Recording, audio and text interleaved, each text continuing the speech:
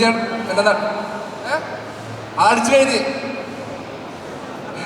ദിവസം അടിക്കണല്ല ഇതിനു മുമ്പ് വന്നത് മഞ്ജുമൽ ബോയ്സിനോടാണ്. അപ്പോൾ അഭിനയിച്ചു നിൽക്കുമ്പോഴത്തേക്കും കുറച്ച് സംസാരിക്കാനൊക്കെ എളുപ്പമുണ്ട്. ഇതിപ്പം നിങ്ങളെല്ലാം സപ്പോർട്ട് ചെയ്യേണ്ട എൻ്റെ സിനിമയാണ്. This is my baby. Tovino Thomas, Soubin Shahir movie. ഇത് ഒരിക്കലും എൻ്റെ ലൈഫോ അല്ലെങ്കിൽ ഏതെങ്കിലും ഒരു ആക്ടറിൻ്റെ ലൈഫോ അതേപോലെ പകർത്തി വെച്ചിരിക്കുന്നതല്ല. പക്ഷേ എൻ്റെ ലൈഫിൽ നിന്നും പല ആക്ടേഴ്സിൻ്റെ ലൈഫിൽ നിന്നുമുള്ള ഇൻസിഡൻസും അതിൽ നിന്ന് ഇൻസ്പയർഡ് ആയിട്ട് നമ്മൾ ക്രിയേറ്റ് ചെയ്തിട്ടുള്ള ഇൻസിഡൻസും ഒക്കെ ആയിട്ട് ഒരു ഫിക്ഷണൽ ക്യാരക്ടർ തന്നെയാണ് ഡേവിഡ് പടിക്കൽ. ആരെങ്കിലുമായിട്ട് സാമ്യം തോന്നുകയാണെങ്കിൽ അത് തികച്ചും യാദൃശ്ചികം തന്നെയാണ്. എനിക്ക് നടികറിനെ പറ്റിയാണ് പറയാനുള്ളത്. ജീൻചേട്ടൻ എന്താ അടിച്ചു കഴിഞ്ഞ് ദിവസം അടിക്കണല്ല. നടികറിനെ പറ്റി പറയാമെന്ന് വെച്ചാൽ മഞ്ഞുമല ഷൂട്ട് കഴിഞ്ഞ ഉടനെ ഞാൻ ജോയിൻ ചെയ്യുന്നത്. അതായത് ഞങ്ങൾ നടികറിൻ്റെ പാക്കപ്പ് പാർട്ടിക്ക് ഞാനും ബാലും മഞ്ഞുമല പാക്കപ്പ് പാർട്ടിക്ക് ഞാനും ബാലും നടികറിൻ്റെ ഷൂട്ടിൽ ജോയിൻ ചെയ്തു. അപ്പോൾ അച്ഛൻ ഞാൻ സിനിമയിൽ അഭിനയിക്കാൻ പോകുന്നെന്ന് പറഞ്ഞപ്പോൾ ആദ്യം പറഞ്ഞതെന്ന് വെച്ചാൽ ഫസ്റ്റ് മൂവി കഴിയുന്നതിന് മുമ്പ് ഒരു കോള് വരണം വേറൊരു സിനിമയിലേക്ക്, അല്ലെങ്കിൽ നീ ഒരു ആർട്ടിസ്റ്റ് അല്ല, അങ്ങനെ പറഞ്ഞത്. അപ്പോൾ എനിക്ക് അച്ഛൻ്റെ മുമ്പിൽ ആളാവരായിട്ട് അവസരം ഒരുക്കി തന്ന ആളാണ് ജീൻചേട്ടൻ. ജീൻചേട്ടനോട് എനിക്ക് ഏറ്റവും വലിയ നന്ദി പറയാനുള്ളത്. അവിടെ ഞാൻ തോറ്റില്ല. ജീൻചേട്ടൻ്റെ പടം കഴിയുന്നതിന് മുമ്പ് തന്നെ വിളിച്ചു, ഞാൻ പോയി. ശരിക്കും ഈ പടം ഇപ്പോൾ പോസ്റ്റർ കാണുമ്പോൾ ഭയങ്കര അടിച്ചുപൊളി മാത്രമുള്ളൊരു പരിപാടിയാണ്. പക്ഷേ നമ്മൾ ഒരു സൂപ്പർ സ്റ്റാറിൻ്റെ ജീവിതത്തിൽ കടന്നു പോകുന്ന ഒരു അയാളുടെ ജീവിതമാണ് മൊത്തം നമ്മൾ കാണിച്ചു പോകുന്നത്. അയാളുടെ അപ്സ് ആൻഡ് ഡൗൺസും കുറേ കാര്യങ്ങളാണ് കാണിച്ചു പോകുന്നത്. വളരെ ഇൻട്രസ്റ്റിംഗ് ആയിട്ട് ആൾക്കാരെ കണ്ടിരിക്കാൻ പറ്റിയ ഒരു കലക്കൻ സിനിമയാണ് നടുക്കൻ. Okay, thanks a lot. ഒരു നല്ല കൈയ്യടി കൊടുക്കാം. അതുകൊണ്ട് തന്നെ നമുക്ക് നമ്മുടെ റൈറ്ററിനെ വേദിയിലേക്ക് സ്വാഗതം ചെയ്യാം. സുബിൻ ചേട്ടനെ ഒരുപാട് സ്നേഹത്തോടുകൂടി ഞാൻ വേദിയിലേക്ക് സ്വാഗതം ചെയ്യാണ്. വിചാരിക്കുന്നു. പിന്നെ കൂടുതൽ പറയുകയാണെങ്കിൽ എൻ്റെ മോൻ എബ്രഹമും ജോർദാനും രണ്ടുപേരും ഇവിടെ ഉണ്ട്. അപ്പോൾ ആർഷയുണ്ട്. ആക്ച്വലി എൻ്റെ ഐഡിയ എനിക്ക് കിട്ടുന്ന ആർഷയെന്നാണ്. എൻ്റെ വൈഫാണ് ഇങ്ങനൊരു ആക്ടറിൻ്റെ ഒരു സ്റ്റോറി പറഞ്ഞാൽ എങ്ങനെ ഉണ്ടാവും എന്നുള്ളൊരു തോട്ടിൽ നിന്നാണ് എനിക്ക് ഈ ഐഡിയ കിട്ടുന്നത്. അപ്പം താങ്ക്സ് ടു ആർഷ. ഓക്കെ, പറഞ്ഞു വിട്ടിട്ടുണ്ട്, പറയാണ്ടിരിക്കാൻ പറ്റില്ല. ഒരു കാര്യം കൂടി, എനിക്ക് ഏറ്റവും കടപ്പാട് എൻ്റെ ക്രിക്കറ്റ് ടീമിനോടാണ്. Evolution cricket club ideas. അപ്പോൾ ജീൻ്റെ ക്ലബ്ബാണ്. ഞാൻ അതിൽ കളിച്ചുകൊണ്ടാണ് ആക്ച്വലി ഈ സിനിമ സംഭവിക്കുന്നത്. Special thanks to Samad. എല്ലാവരും ടീമിൽ കളിച്ചെല്ലാവരും. നമ്മുടെ എഡിറ്റർ ടീമിൽ കളിക്കുന്ന രതീഷ്, അനൂപ് പ്രൊഡ്യൂസർ ഇവിടെ ക്യാപ്റ്റനായിരുന്നു, ജീനാണ് ഇപ്പോഴത്തെ ക്യാപ്റ്റൻ.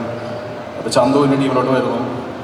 അപ്പോൾ നമ്മുടെ ക്രിക്കറ്റ് ടീമിന് പ്രത്യേകം ഞാൻ ഈ അവസരത്തിൽ ഓർക്കുന്നു. ഭാര്യയാണ് ഈ ഒരു കഥയ്ക്കുള്ളൊരു ആ ഒരു ക്യൂ തന്നതെന്ന് പറഞ്ഞു. അപ്പൊ ഈ കഥ എഴുതിക്കൊണ്ടിരുന്ന സമയത്ത്, അത് ഡെവലപ്പ് ചെയ്തിരുന്ന സമയത്ത് തന്നെ മനസ്സിലുണ്ടായിരുന്ന മുഖം തന്നെയാണോ അത്? അതെ, തീർച്ചയായിട്ടും. അതായത് നമ്മൾ എഴുതുമ്പോൾ എനിക്ക് മുഖമൊന്നും മനസ്സിലില്ലായിരുന്നു. പക്ഷെ അത് എഴുതി കഴിഞ്ഞ് ഞാൻ ചെയ്ത് സംസാരിച്ച് കഴിഞ്ഞപ്പോൾ നമുക്ക് ടോവിനോട്, ബിക്കോസ് ഞാൻ പൊക്കി പറയുന്നല്ല, ഹോളിവുഡിൽ നമ്മൾ ടോം ക്രൂസ് എന്നൊക്കെ പറയുമ്പോൾ ഒരു സൂപ്പർ സ്റ്റാർ ഒരു ഫീൽ ഉണ്ടല്ലോ.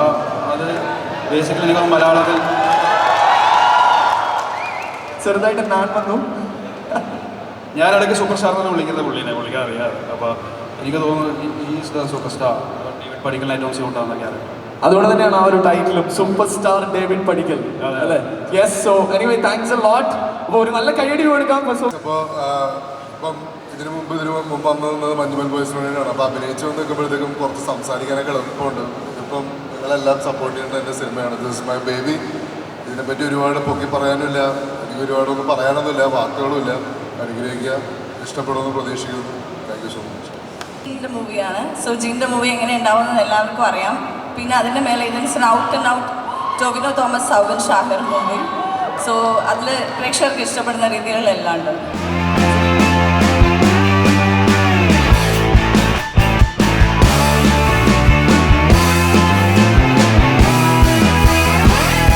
ഞാൻ കരുതുന്നത് മലയാളികൾ ഭയങ്കരമായിട്ട് ഒരു സിനിമ കൾച്ചർ ഉള്ള ആൾക്കാരാണ്. അതായത് നമ്മൾ ദൈനംദിന സംസാരങ്ങളിൽ സുഹൃത്തുക്കളായിട്ട് സംസാരിക്കുമ്പോഴും ഒക്കെയും നമ്മൾ സിനിമ റെഫറൻസസ് ഭയങ്കരമായിട്ട് ഉപയോഗിക്കുന്ന ആൾക്കാരാണ്. ഇപ്പം ഞാനൊക്കെ സിനിമയിൽ വരുന്നതിന് എത്രയോ മുമ്പ് തന്നെ എനിക്ക് ഓരോ സിനിമ വരികയും അല്ലെങ്കിൽ ഇവരുടെ ഓരോ ഇൻ്റർവ്യൂസും, ആക്ടേഴ്സിൻ്റെയൊക്കെ ഓരോ ഇൻ്റർവ്യൂസ്, ഡയറക്ടേഴ്സിൻ്റെയും ഒക്കെ ഇൻ്റർവ്യൂസും ഒക്കെ കാണാനും അവരുടെയൊക്കെ ലൈഫ് എങ്ങനെയാണെന്നൊക്കെ അറിയാനും ഭയങ്കര കൗതുകം ഉണ്ടായിട്ടുള്ള ആളാണ്.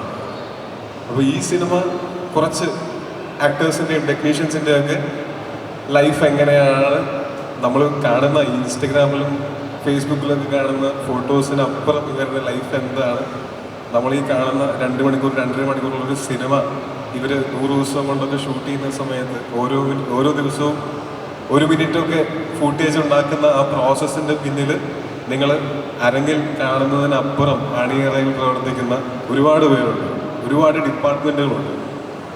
അവരുടെയൊക്കെ ഒരു റെപ്രസെൻറ്റേഷൻ ഈ സിനിമയിൽ നിങ്ങൾക്ക് കാണാൻ പറ്റും. എങ്ങനെയാണ് ഈ പ്രോസസ്സൊക്കെ നടക്കുന്നതിൻ്റെ ചെറിയൊരു ഐഡിയ നിങ്ങൾക്ക് കിട്ടും. ഒപ്പം ഈ ട്രെയിലറിലും ടീസറിലും പാട്ടിലും ഒക്കെ കാണുന്നത് പോലെ ഒരു അടിച്ചുപൊളിപ്പടം തന്നെയാണ്. പക്ഷേ സിനിമ തുടങ്ങി കുറച്ച് കഴിയുമ്പോഴത്തേക്കും ഈ ക്യാരക്ടറിൻ്റെയും ചുറ്റുമുള്ളവരുടെയൊക്കെ ഇമോഷൻസുമായിട്ട് നിങ്ങൾക്ക് കണക്റ്റ് ആവും എന്നെനിക്ക് ഉറപ്പുണ്ട്. അവസാനമൊക്കെ ആകുമ്പോഴത്തേക്കും ചിലപ്പോൾ കണ്ണു നിറഞ്ഞേക്കാം, ഇടയ്ക്ക് കുറേ സമയം നിങ്ങൾക്ക് ചിരിക്കാനുണ്ടായിരിക്കും, ചിന്തിക്കാനുണ്ടായിരിക്കും, അങ്ങനെ കുറേ കാര്യങ്ങളുള്ള ഒരു സിനിമയാണത്. ഞങ്ങൾ എന്തൊക്കെ ഈ സിനിമയെ പറ്റി പറഞ്ഞാലും അൾട്ടിമേറ്റ്ലി നിങ്ങൾ ഈ സിനിമ കണ്ട് നിങ്ങളാണ് വിലയിരുത്തേണ്ടത്. ആ വിലയിരുത്തലുകൾ കേൾക്കാനായിട്ട് ഞങ്ങൾ കാത്തിരിക്കുകയാണ്. ഇത് ഒരിക്കലും എൻ്റെ ലൈഫോ അല്ലെങ്കിൽ ഏതെങ്കിലും ഒരു ആക്ടറിൻ്റെ ലൈഫോ അതേപോലെ പകർത്തി വെച്ചിരിക്കുന്നതല്ല. പക്ഷെ എൻ്റെ ലൈഫിൽ നിന്നും പല ആക്ടേഴ്സിൻ്റെ ലൈഫിൽ നിന്നുമുള്ള ഇൻസിഡൻസും അതിൽ നിന്ന് ഇൻസ്പയർഡ് ആയിട്ട് നമ്മൾ ക്രിയേറ്റ് ചെയ്തിട്ടുള്ള ഇൻസിഡൻസും ഒക്കെ ആയിട്ട് ഒരു ഫിക്ഷണൽ ക്യാരക്ടർ തന്നെയാണ് ഡേവിഡ് പടിക്കൽ. ആരെങ്കിലുമായിട്ട് സാമ്യം തോന്നുകയാണെങ്കിൽ അത് തികച്ചും യാദൃശ്ചികം തന്നെയാണ്.